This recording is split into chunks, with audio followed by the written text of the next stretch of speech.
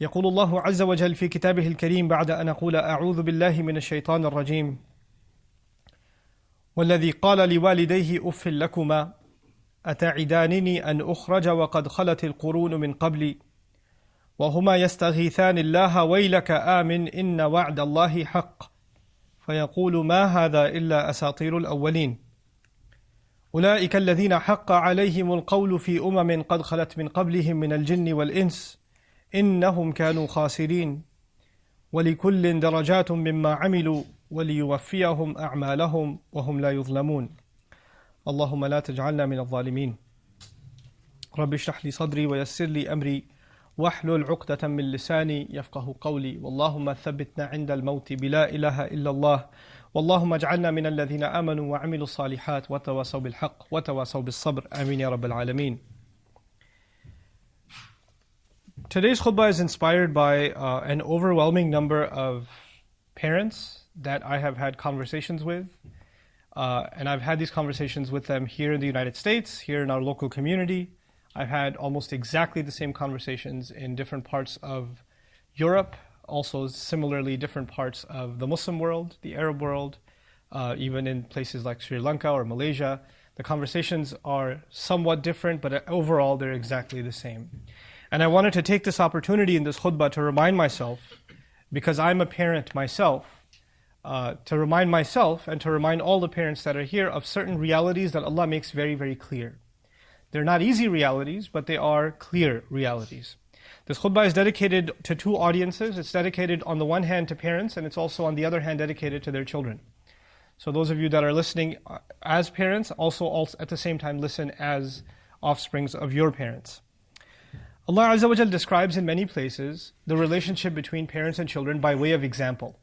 So instead of talking about the theory of parenting, Allah gives many, many case studies of parents and their children. And so you have some amazing examples. For instance, you have the case of Ibrahim alejhis-selam, whose father, and some argue uncle, but linguistically it's still father, Azar, builds idols. He's actually the source of a lot of the idol worship in his town, and his son grows up to be the great leader of the concept of Tawheed and the Iman in Allah Azza wa Jal, that all the faiths, all the monotheistic faiths attribute themselves to in one way or the other. As a matter of fact, all of Islam is also called Millata Abikum Ibrahim, the religion of your father Ibrahim. Right? So, on the one hand you have a pretty messed up dad, in simple language, and you have an amazing son.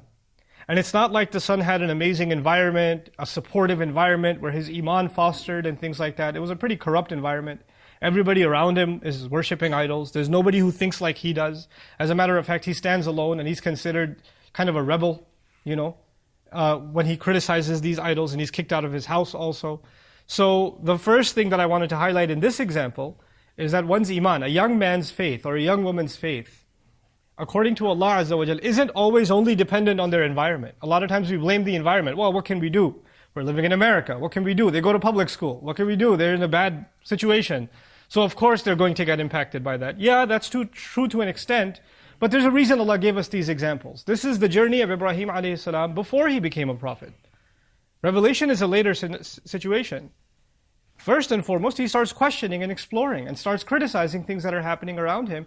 What that tells us is Allah Azza wa Jal enabled human beings, each and every one of them, regardless of what environment they're in, regardless of what situation or what society they're a part of, to think for themselves.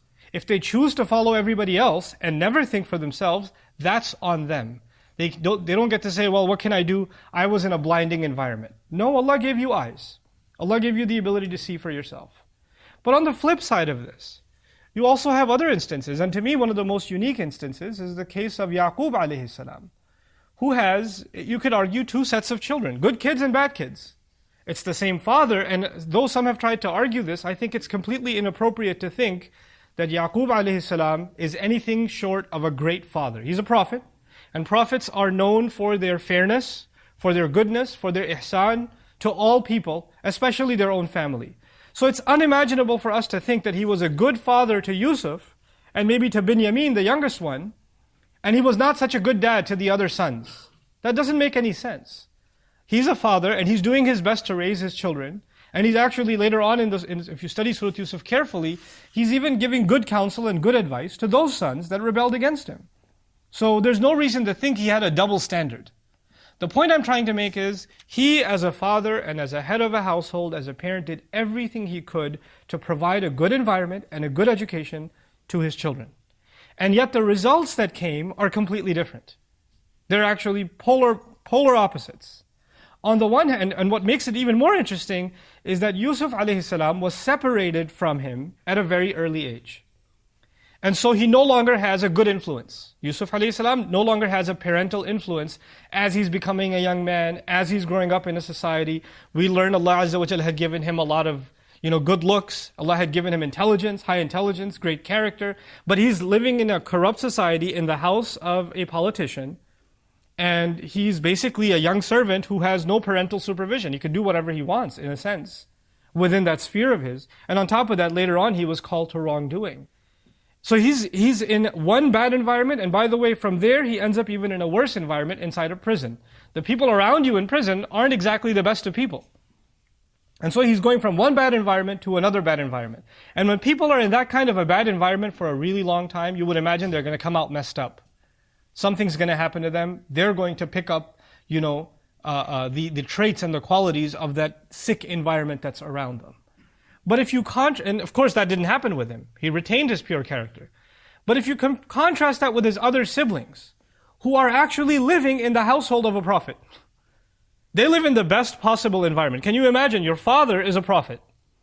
You couldn't possibly be parented and be offered a better opportunity to be guided and to be raised right. And yet his brothers scheme and they lie and they backbite and they do these things for many, many years. And they're actually disrespectful to their father as well, for no fault of the father himself. So the point I've tried to make thus far is that you have parents, on the one hand, doing nothing, like in the case of Azar, doing nothing. And yet the product is amazing.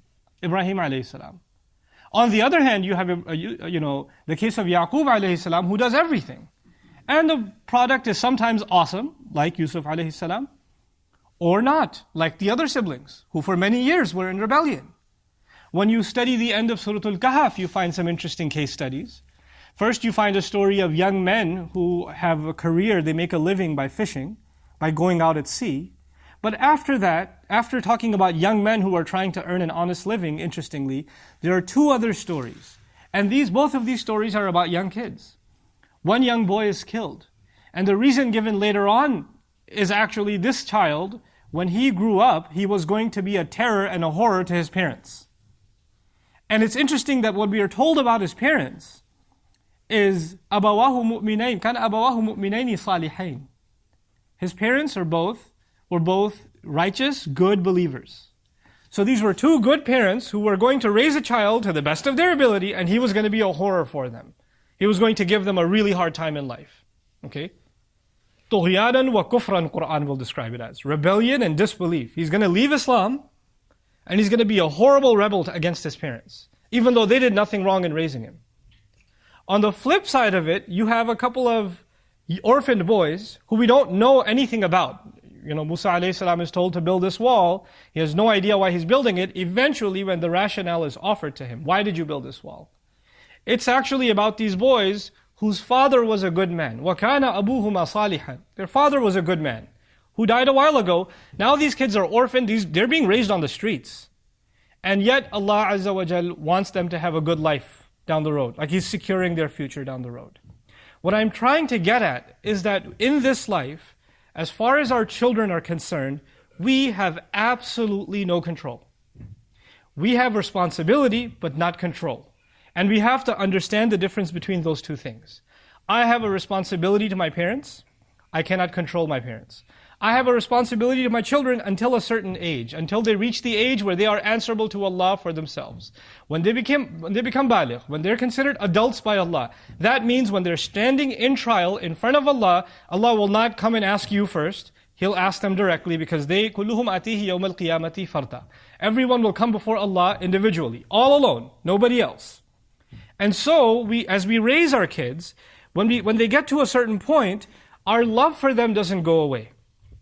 Our concern for them doesn't go away. Our du'as for them don't go away. Our desire for them to live a good life doesn't go away. But is Allah going to hold you responsible for the mistake they make? No. To the best of your ability, you try to give advice and then you have to back off. This is something even the Messenger of Allah understood, sallallahu alaihi wasallam. The man who had the greatest qualities in every sense of the word, the greatest husband, the greatest leader, the greatest of all prophets, the greatest father. And what does he say to his daughter? Ya Fatima bintu Muhammad. He says, Fatima, daughter of Muhammad, ittaqillah. You need to be cautious of Allah. فَإِنِّي لَا أَمْلِكُ لَكِ مِنَ اللَّهِ شَيْئًا. I no doubt will have no authority to make any case on your behalf in front of Allah. You'll have to stand on your own. I know you're my daughter, but even that doesn't get you anywhere. Even that's not enough. You're going to have to stand on your own merits in front of Allah. This is an important teaching that we need to understand. We cannot change the environment of our children and expect that they're going to come out perfect. We cannot later on start getting frustrated with them when they make bad decisions. Because a lot of our kids will make bad decisions, like we made bad decisions. You and I made bad decisions too. We disappointed our parents too. They couldn't control everything we did also. We gave them a hard time too. So what Allah Azza wa Jal does in the Quran is He describes a scenario. And these examples that I wanted to give you was first to help me remember and you remember that our children are simply an amana from Allah, a trust given by Allah Azza wa Jal. How well did we try to raise them? Did we do our part? That's all. Nuh alejhis-selam is not questioned for how he raised his son. As messed up as his son was, as rebellious as his son was, he did his part as a father. He did what he could. The rest is between his son and Allah Azza wa Jal. But that doesn't mean that we don't love our kids, and like I told you, lots of conversations of especially mothers, and sometimes fathers too, who come in pain, in tears, telling me how they raised their children. They made them memorize the Quran. They sent them to a Sunday school. They put them in an Islamic school. They moved from one city to another, took a pay cut, sometimes even lost their business, just so they can bring their children into a nicer Muslim community so they can have the environment. Everything was great. This kid was so respectful, so loving, so kind, such a perfect kid, And all of a sudden, something happened to him, and now he doesn't pray. And he talks back to his parents. And she stays out late at night. And when you try to question them, they snap. I don't know what to do. I can't even recognize if it's the same kid. Where do I go? What do I do? And that's happening over and over and over again with hundreds, thousands, if not millions of families. Children rebelling out of control. Now, there are lots of reasons for that happening. But like I said, first and foremost, this khutbah is directed at two audiences. Parents and their kids. I want to share with you this scenario. This idea that children that were raised by good parents rebelling and then completely becoming different people. Like the parents can't even recognize, I can't believe you're the same child. I've seen cases where sons have hit their mothers. They've physically assaulted their mothers. I've seen cases where children have threatened their parents, cursed at their parents, stolen from their parents, all kinds of things. How did things get to this? Or come to them and say, I don't call you anymore because I don't believe in Islam. I don't pray, I don't really believe in religion anymore, etc. And those parents are completely shattered. Not one, literally thousands of them.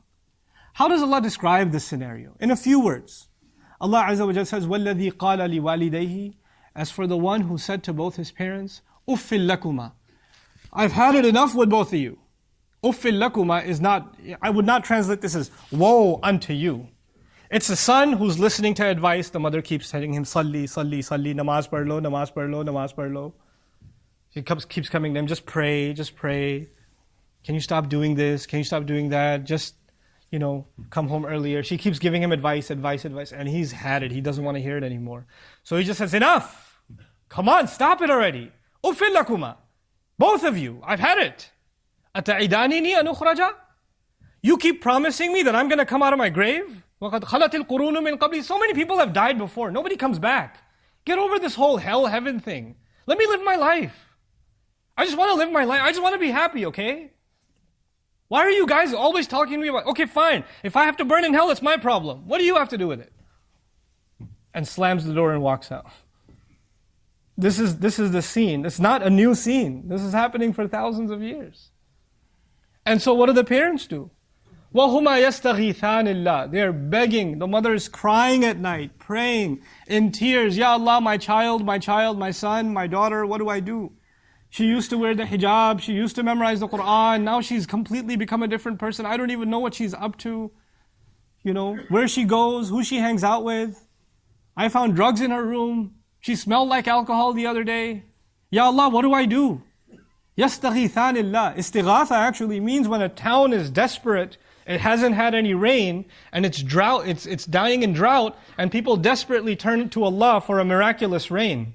Huma yastaghithanillah means they're asking for a miracle from God Himself. Change something in my life. Help me with this. And then they turn to this boy and say, Waylaka amin. Curse you. Believe. The parents have had it too. They can't keep giving soft, loving advice. Wayl is not a soft word to use. It's actually one of the names of one of the worst places in hell. But outside of that, in Arabic literature, wayl is used as a horrible, horrible curse against somebody. And when they say waylaka, curse you in a sense, damn you, why are they saying that? This child, this most beloved thing of, product of their love, this child that they raised with so much sacrifice and so much concern, the ones you love the most can cause you the pain the most. This child has caused them so much pain that at this point, instead of making dua for them, it's just the ugliest words even come out of the parent's mouth. Even parents start saying horrible, horrible, horrible things out of frustration. Mothers have done it, fathers have done it. In the heat of an argument with their children, just said some really terrible, terrible things. Quran captures it. Waylaka, amin. Believe. Why don't you believe? Why can't you just be a normal kid? Why can't you be like everybody else? Why can't you be like Yusuf? Why do you have to be like this? And this kid, by the way, it's remarkable that Allah captures reality not in idealistic terms. He captures it in pragmatic, like exactly how things play out. He turns back and he says, فَيَقُولُ مَا هَذَا إِلَّا أَسَاطِيرُ الْأَوَّلِينَ. This is nothing but old stories. Can you stop? Can you stop giving me the old stories? The mother starts quoting an ayah from the Quran, or telling him about this prophet, or telling him about this hadith. Or he says, can you keep this old stuff to yourself? I don't need this anymore. Thank you very much. I don't want none of this.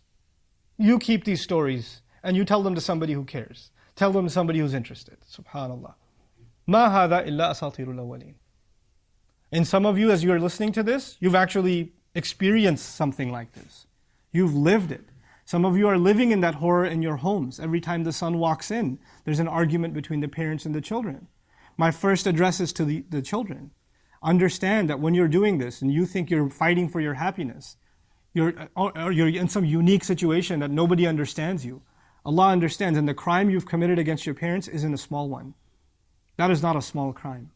أُولَٰئِكَ الَّذِينَ حَقَّ عَلَيْهِمُ الْقَوْلِ. Those are the people that the word, meaning the verdict of punishment, is rightfully deserved by those young people. فِي أُمَمٍ قَدْ خَلَتْ مِنْ قَبْلِهِمْ مِنَ الْجِنِّ وَالْإِنسِ. This is the same story for all kinds of nations of jinn and human beings. Rebellion has always been there. إِنَّهُمْ كَانُوا خَاسِرِينَ. They've always been losers. You will not win in life. You will hurt your parents. You'll rebel against them. You'll run away from them. You'll do whatever you feel like doing, thinking, I'm just living my life, let me breathe. You'll never find happiness.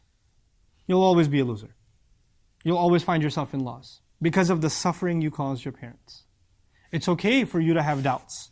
It's okay for you to question, why are we following this religion? That's fine. But the way in which you dealt with your parents was merciless.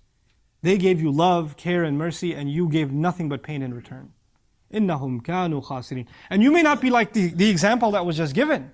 So what does Allah Himself do? وَلِكُلٍّ دَرَجَاتٌ مِمَّا عَمِلُوا. And for everybody is according to the degrees that they did. In other words, some people are extremely rebellious. Some people are somewhat rebellious. Some people are not praying anymore. Or some people are doing some haram things in life and they're rebelling. Some people have left Islam altogether. And now are cursing Islam and cursing the Prophet and cursing the Quran. That's happening too. According to the degree of your crime, Allah will deal with you. So even though Allah has given one scene, in a sense the worst case scenario, doesn't mean everybody fits in this scenario. Allah Himself acknowledges that and said, وَلِكُلٍّ دَرَجَاتٌ مِمَّا عَمِلُوا وَلِيُوَفِّيَهُمْ أَعْمَالَهُمْ وَهُمْ لَا يُظْلَمُونَ. They're going to be compensated fully for whatever they did. They're not going to be the ones that are wronged. But now I turn my attention, as I close, to the parents that may be going through this kind of suffering. May Allah Azza wa Jal protect all of our parents from ever having to see these difficult days. But first and foremost, this is a reality that even prophets were not spared. Nuh alejhis-selam had to face it. You have Yaqub alejhis-selam had to face it, right? Ibrahim alejhis-selam was terrified of it, even though he has fantastic sons. He was terrified of it. He made dua about it. وَجْنُبْنِي وَبَنِيَّ أَن نَعْبُدَ الْأَصْنَامِ. Keep me and my children forever from ever falling into the worship of idols. That's the dua of Ibrahim alejhis-selam. So it's not like we're ever going to be free from that concern. But I will tell you one thing. In the ayah, there's an ishara, there's an indication. When your son is 18, 19, 20, 25, 28, 30, he's an adult. Maybe a young adult, maybe a very immature adult, maybe one that makes horrible, terrible mistakes in life, but then again, he's still an adult. And when that child, or that man or that woman is an adult, and they're making mistakes in life, what is your role? You and I have to remember rufi al-qalam. The pen has been lifted as far as our responsibility is concerned. Our job was to raise them to the point where they become adults. Once they are adults, they are directly responsible to Allah. The more you try to control them at that age, the more you try to tell them what to do, the more you try to tell your 18-year-old, your 20-year-old, your 25-year-old to pray, pray, pray, the farther they will run from the prayer. The more annoyed they will become. They will actually distance themselves from you. They will want nothing to do with you. They will see you, the mother who loves them, but as soon as they see you, you haven't even opened your mouth, here we go, mom's going to start her lecture about prayer again. Mom's going to give me a whole talk about how I need to make tawbah, or how I need to stop talking to that girl, or how I need to stop, oh God, you know what, I'm not even coming over. I'm just going to go out. I don't want to deal with it. And the mom says, I'm trying to do da'wah. What do you want me to do? Not do da'wah? Not invite my child? Not make them better? Well, actually, the way you're doing it is making things worse. The way you're doing it is making things worse. Understand that there are two levels of the relationship you have with your children, especially when they get older. There's a spiritual relationship in which you're trying to give them advice, nasiha, counsel. That's a spiritual relationship. And then there's an emotional relationship. A mother is a mother. She loves her child. No matter if he's the worst human being on the earth, she's still going to love her child. And that child, that son, doesn't matter if he becomes 45, he still wants emotional support from his mom. He still turns to his mother for love and care. He still should feel like, no matter who turns me away, my mother will never turn me away. These two things, your role as a spiritual guide, a spiritual counselor, and your role as a mother or a father are two separate things. You have to keep those two things separate. And sometimes, when our children rebel and go away from Allah, then they don't need you to be a da'i. They don't need you to give them spiritual advice, because that will push them further away. They just need you to be a mom right now. Just make them food. Don't talk about deen for a while. Don't bring it up. Because you know the last 10 times you brought it up, what happened? You should learn from your own experience. Advise the father, don't lose your cool. Don't start complaining.